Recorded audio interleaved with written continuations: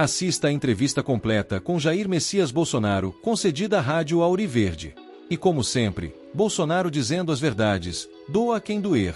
Claro, presidente, antes de mais nada, obrigado pelo carinho, pela receptividade, pela estrutura oferecida para que a gente pudesse, primeiro, ter essa boa conversa com a nossa primeira-dama Michele, com a senadora Damares, e agora poder ouvi-la. Obrigado por nos receber. A gente está fazendo um pedido a você, né? Eu assisti, ó, Michele do outro lado aqui. Você viu que ela fala bem, com conhecimento de causa, e não é um discurso apenas. Se ela entrar com coisas mais pormenores sobre a Ilha de Marajó, você fica realmente cada vez mais sensibilizado e para os problemas que nossos irmãos sofrem lá.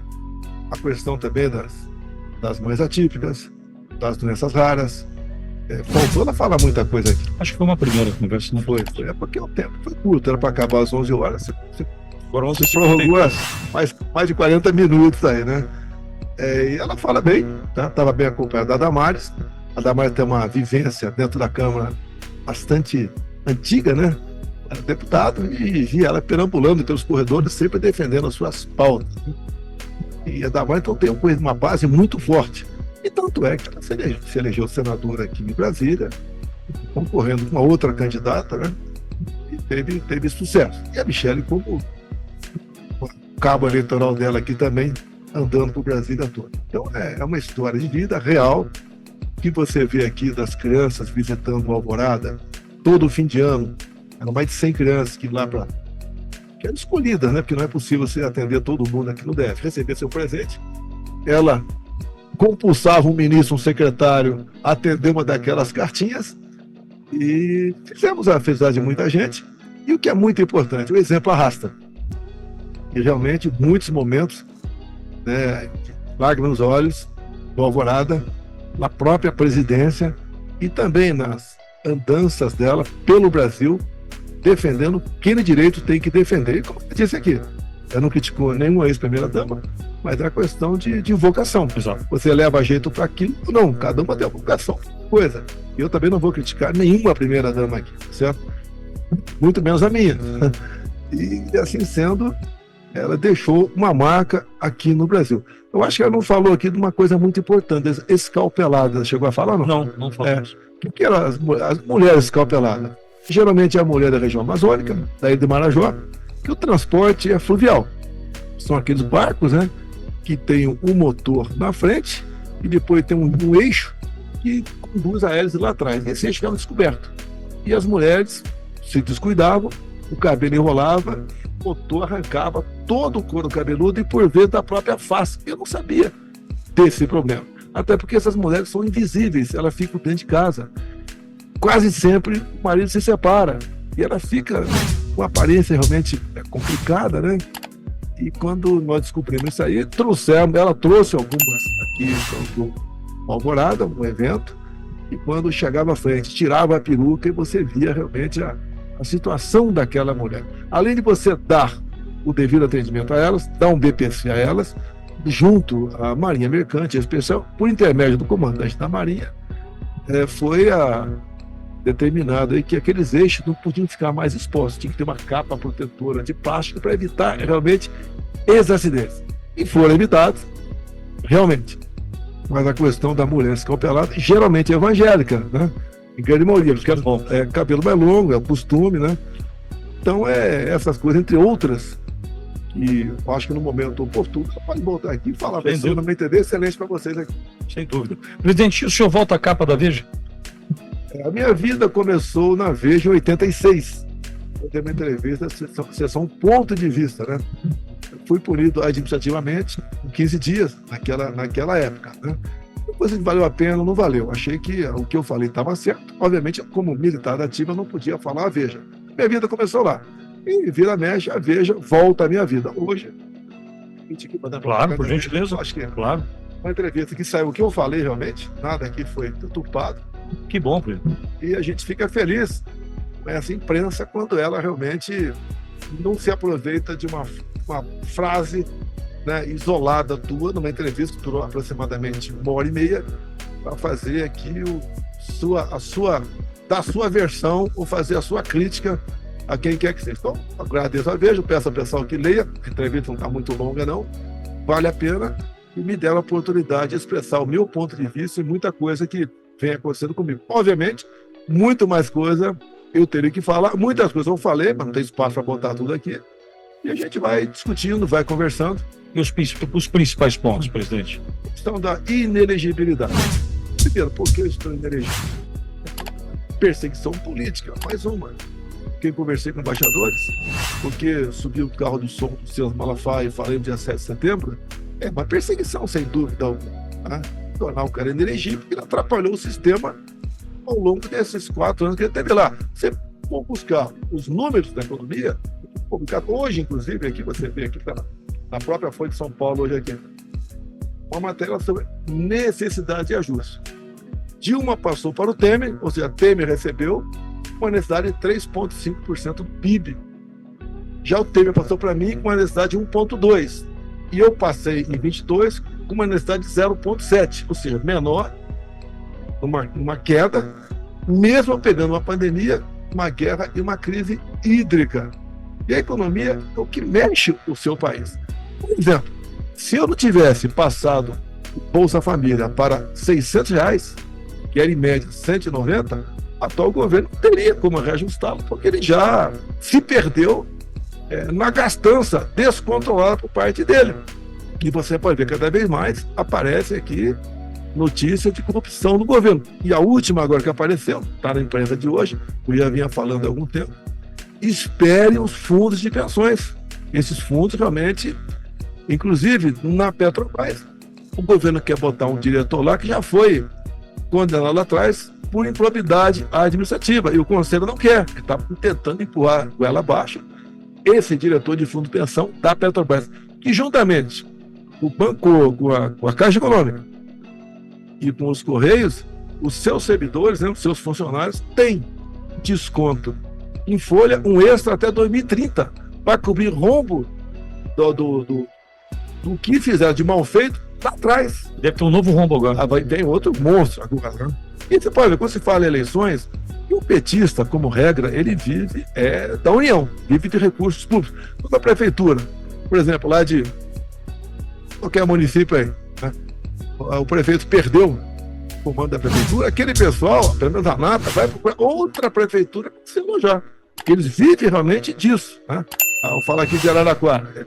O Edinho perdeu na Araraquara a prefeitura. Ele jamais esperava perder. Perdeu para o PL. Uma grande derrota para ele e uma vitória da população local. Mas o pessoal está desamparado agora, não tem fonte de renda. Vai procurar onde?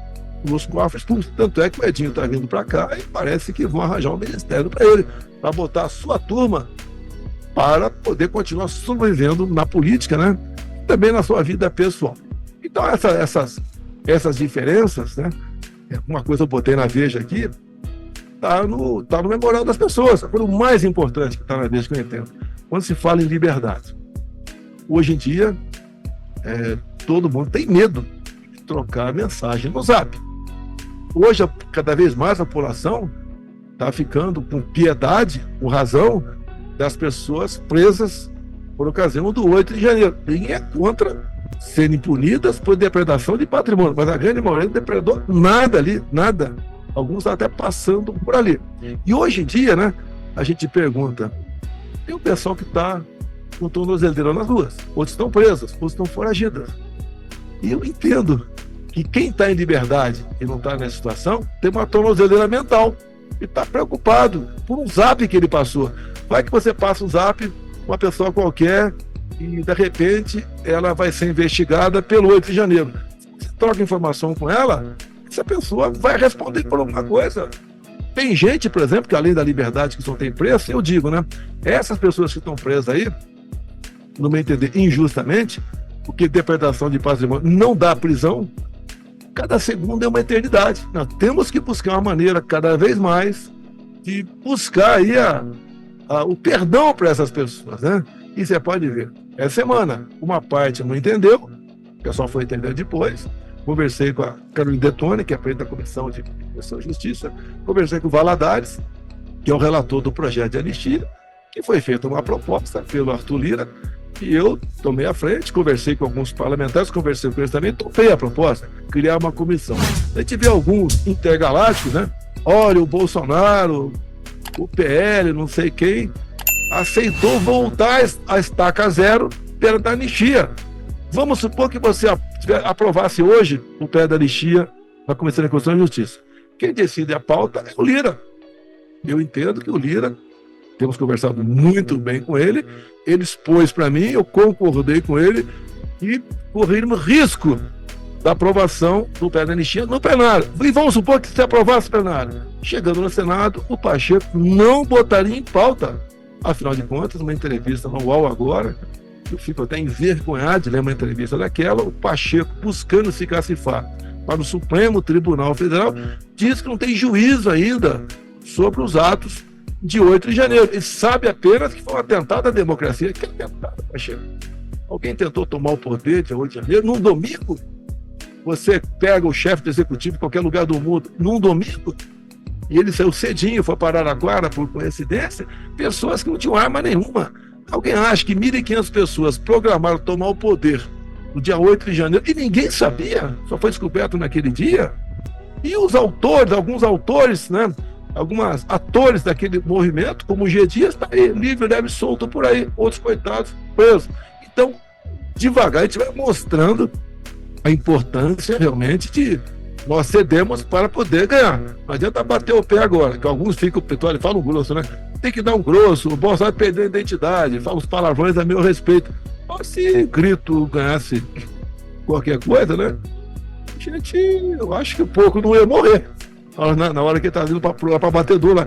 Nós temos como resolver esse assunto. Não vai ser fácil. E você vê, o PT está contra nós ainda, mas já sinto uma certa sinalização por parte da esquerda que se foi longe demais. E para você pacificar, você tem que perdoar. Até todo mundo aí, né, quem é cristão, reza o Pai Nosso. Ali fala em perdão. Perdoar nossas ofensas, assim que nós perdoamos quem nos tem ofendido. Você não vai esquecer, vai ter que perdoar. Pode de sã consciência. Ninguém tentou tomar o poder dia 8 de janeiro. Agora, o que querem com isso aí? É fazer algum link, uma tentativa de golpe. Quero botar na minha conta. Levando-se em conta que eu teria reunido chefes outros, mais vários possível, para via estado de sítio, dar um golpe. Estado de sítio é um remédio previsto na Constituição. Agora, o primeiro movimento do estado de sítio é o presidente da República reunir-se, convocar os conselhos de defesa e da segurança. Alguém foi convocado? Ninguém foi convocado. O segundo passo é o presidente mandar uma mensagem para o Congresso pedindo autorização para decretar o estado de sítio de acordo com as suas exposições de motivos. 10, 20, 30, 50 exposições de motivos. E se naquela exposição de motivos notar-se má fé por parte do presidente ou mentira, ou o presidente está em curso em crime de responsabilidade. Então, se houvesse um golpe via estado de sítio, que ia dar o parlamento que autorizou o presidente a adotar o estado de sítio. As coisas são simples, mas querem forçar uma barra, né?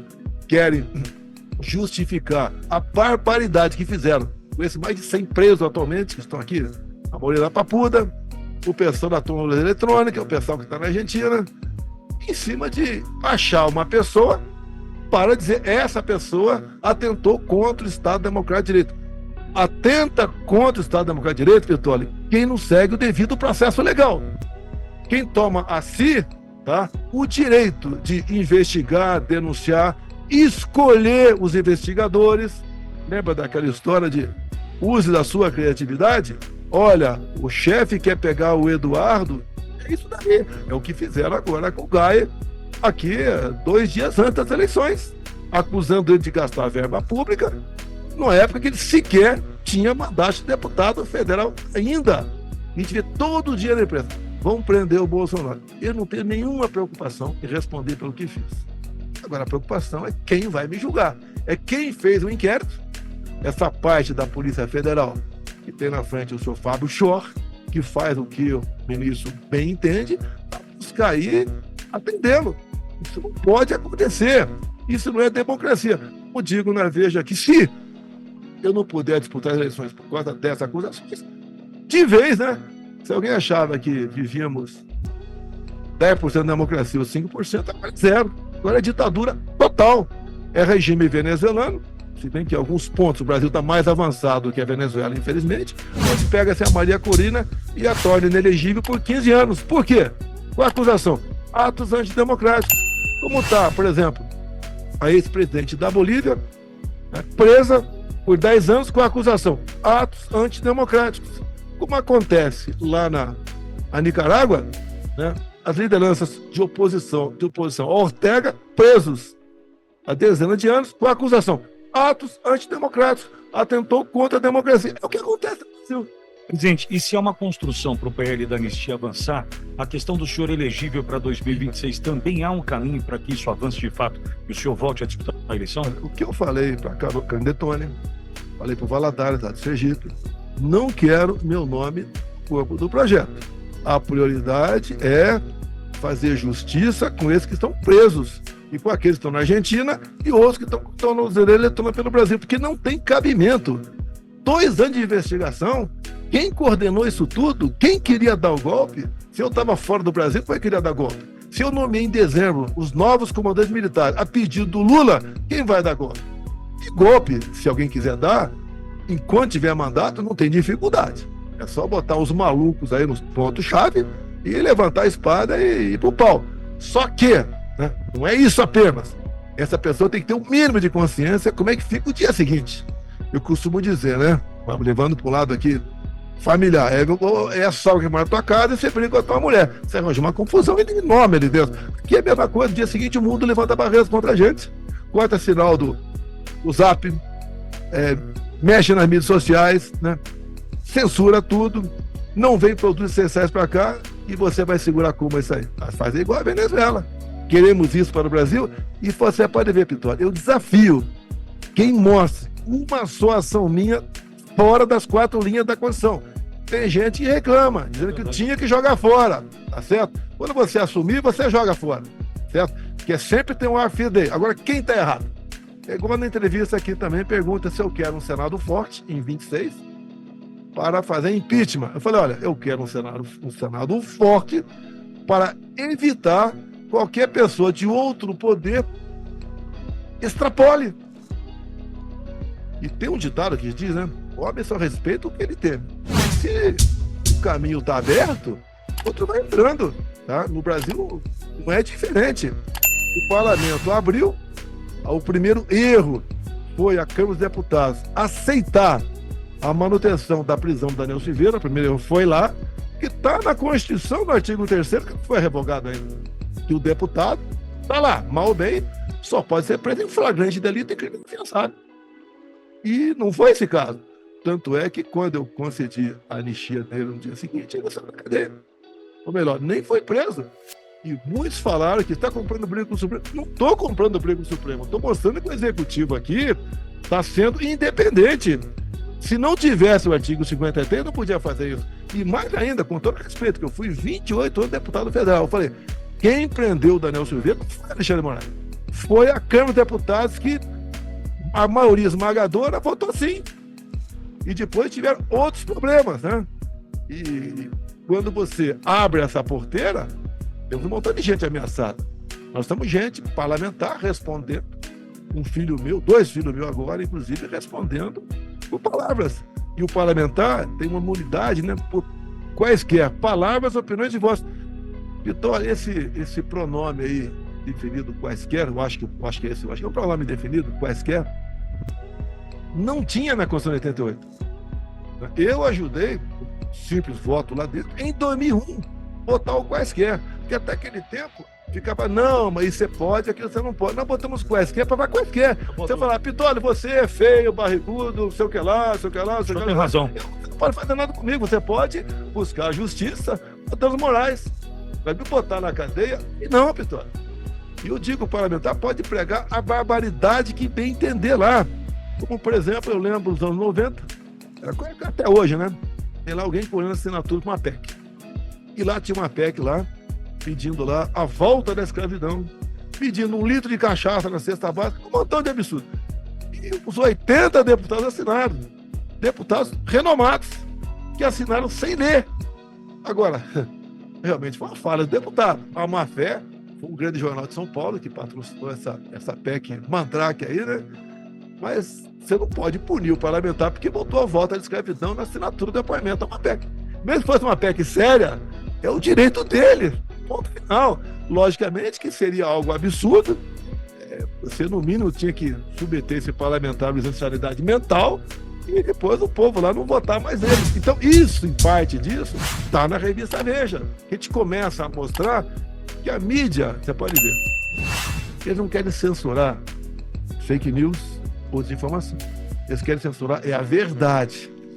E é em cima da mídia social. Isso, parte da imprensa já acordou, alguns já estão falando alguma coisa, editoriais, que se continuar isso, vai chegar na mídia tradicional. E nós não queremos isso. Quantas vezes eu disse, né, que pior que uma imprensa desinformando é uma imprensa calada. Você não viu uma ação minha sequer, dizer que tem que censurar quem quer que seja. Fica bravo, a gente fica, fala palavrão, tá? Somos seres humanos. Agora, entendemos o verdadeiro papel que estamos desempenhando. No caso meu, presidente da República, eu jamais esperava ser presidente da República. E ninguém esperava. E é por que você falou aqui, 2 anos antes, não acreditava. Quem acreditava? De vez em quando até eu duvidava de mim. Mas aconteceu. E nós fizemos um governo realmente, considerando tocante à economia. Tem até um livro aqui, tem propaganda aqui do livro aqui do Paulo Guedes e do Saxida. Paulo Guedes, todo mundo conhece, né? Eu chamava de Poço de Ipiranga, dado ao conhecimento que ele tem de economia. O Saxida foi uma descoberta também, que apareceu no nosso governo, uma pessoa extremamente competente, da que teve na equipe do Paulo Guedes, e na reta final ele foi para o Ministério das Minas e Energia. Então, o Saxida no Ministério das Minas e Energia, pouca coisa fala aqui. Ele, por exemplo, viabilizou via decreto, eu assinei, portaria dele, por exemplo, você extrair lítio do Vale de Jequitinhonha, em Minas Gerais. É trabalho do Saxida. Não é meu. É trabalho do Saxida viabilizar, explorar urânio em Santa Quitéria, no Ceará. É trabalho dele a cota 762 em Minas Gerais. Quando eu pensava em fazer alguma coisa, chegava uma reclamação e procurava um ministro como Saxida, ele já tinha feito. Ele tinha acabado de concluir, estava concluindo. A questão do combustível e o preço do combustível. O combustível foi outra coisa. Eu quero falar do Arthur Lira aqui, que é muito comum o pessoal bater no Arthur Lira, né? O mundo ficou numa situação difícil, a pandemia e a guerra.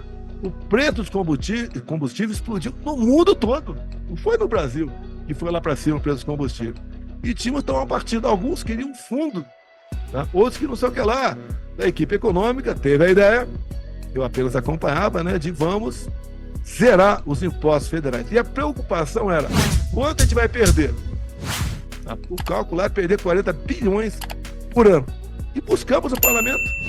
E o Arthur Lira foi a pessoa que botou em pauta, em tempo recorde, a proposta para nós zerarmos os impostos federais dos combustíveis, gasolina, diesel, gás de cozinha, etanol, e também botar um limite no ICMS, porque alguns governadores tinham a goela muito grande. Tinha estado aí que só de ICMS era 34%. Dava, naquele tempo, R$ 2,30 de ICMS por litro de gasolina. Botou um teto de 17%. E nós conseguimos, no final do ano, em muitos estados, eu vim em São Paulo, baixar na casa dos R$ 5,00 o litro da gasolina. O etanol chegar na casa de R$ 2,60, R$ 2,70 também. E mais ainda, via Arthur Lira, que nos ajudou também, deixar bem claro isso aí, via o Saxida, equipe econômica, Paulo Guedes, entre outros, nós acabamos com a figura do álcool turista. Não tem nada a ver com o Gilson Machado, o ministro do Turismo, né? Quando a gente fala em turista, você logo passeia para algum lugar. E o Gilson preferia andar pelo Brasil, não tomar champanhe embaixo da Torre Eiffel, sempre fizeram outros ministros do turismo. O que acontece? Até nós, o usineiro, era obrigado a vender o seu etanol para uma distribuidora. E muitas vezes esse álcool viajava 200 quilômetros. Depois ele voltava os 200 para abastecer um posto de gasolina a 10 quilômetros da usina. Nós permitimos a venda direta do etanol. O etanol foi lá para baixo. Você vê gente do campo, usineiro, que começou a se preocupar e querer comprar posto de gasolina. Ou seja, nós botamos a economia, os números de impostos lá para baixo. Tanto é verdade, teve um sucesso, que durante 3 meses, em 2022, nós tivemos deflação no Brasil. Inflação abaixo de 0. Esse mês último agora, a inflação foi mensal. É por qualquer isso que você vem usar. E isso não é bom. Quem mais sofre? A linha mais pobre. Eu até perguntaria para a dona de casa, né? O senhor aí que faz compra no supermercado, a tua vida está melhor hoje em dia? Eu acho que não. Você pode ver. Está aqui meio parecido com a minha live, até a tua. Que bom. Seu programa. Está aqui, ó. Esqueça a picanha. Esqueça a picanha. É gente do governo dizendo, ó, não tem alface com uma chicória. E a carne? Com esse fogo que pegou o Brasil, vai ter consequência. Morreu muito gado. Mais do que isso também. As terras que foram queimadas, você tem que recuperá-las. E não é de uma hora para outra. E esse que você usa até para recuperar custa caro. Eu lembro lá atrás, nessa explosão de preço, parecia um fantasma para o agronegócio. Tá? Falta de fertilizantes. Quem fornecia? Rússia, que mais interessava para a gente pelo volume. Fui lá. Uma briga lá entre alguns poucos ministros que estavam preocupados em ir para lá porque estava na iminência de eclodir a guerra. Nós não podemos participar disso. Mas se não participar disso, não vai ter fome no Brasil. A produtividade do campo vai lá para baixo. Fomos, negociamos com o Putin, 3 horas de conversa com ele. Um mês e pouco depois chegaram 27 navios de fertilizantes aqui. Resolvemos o problema. Também demos o início à importação de diesel. É pouca coisa, mas para quem estava com falta é muita coisa. Também ele queria comprar ovos da gente. Falei, vamos resolver, mas só daqui a 6 meses para a gente dar uma resposta. Se eu autorizasse a venda de ovos para a Rússia de imediato... Desabastecia aqui? Não, desabastecia não. E o preço é lá para cima. Hoje um ovo está abaixo de R$1, né, e está acima de R$1 a unidade do ovo. E nós somos recordistas, né? Eu vi no Google agora há pouco aí. O Brasil produz por dia 1.700.000 ovos. Basta. Dá uma checada, eu não estou falando errado aqui, tá? 1.700.000 ovos por dia, ou 1.750.000 ovos por dia. Agora, a galinha, pelo que eu sei, é um ovo só por dia, né? Pelo que eu sei. Por enquanto não faz, bota 2, não. Então nós tínhamos que proteger o mercado interno. Agora você pode ver, quando você compra, né? Por dia, não, acho que é menos. Dá uma olhada aí. Eu não quero dar uma de um cara aí que chuta número à vontade por aí. Não quero fazer isso não. Ou melhor, produção por segundo. 1.700 ovos por segundo. Esse eu acho que o número está errado aqui. Hã? É 1.600 ovos por segundo. É ovo para burro, né, cara? Vê a produção brasileira, etc. Você pode ver. A gente vai buscar fertilizantes lá fora. Não podemos explorar na Foz do Rio Madeira, região de Altaz, porque apesar de Altaz não tem reserva indígena, mas está próxima ali. Questões aí que não se justifica. Agora você compra fertilizante que vem em parte do Canadá, que é extraído em reserva indígena. Você pode ver. Eu quero fazer aqui um apelo para o senhor vereador. Tá? Quando você vê isso aqui, você vê uma bandeira LGBT. Nada, não esquece LGBT. Aqui é o Plano Nacional de Direitos Humanos e Cidadania LGBT.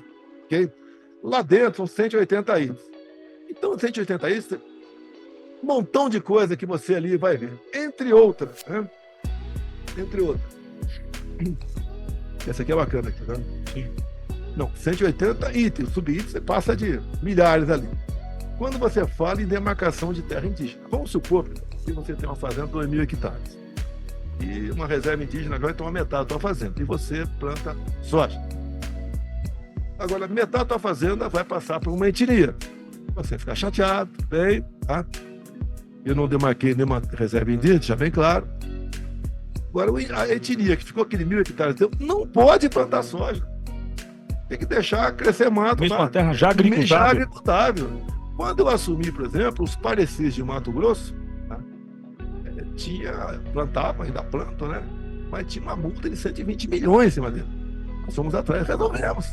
Multa-se.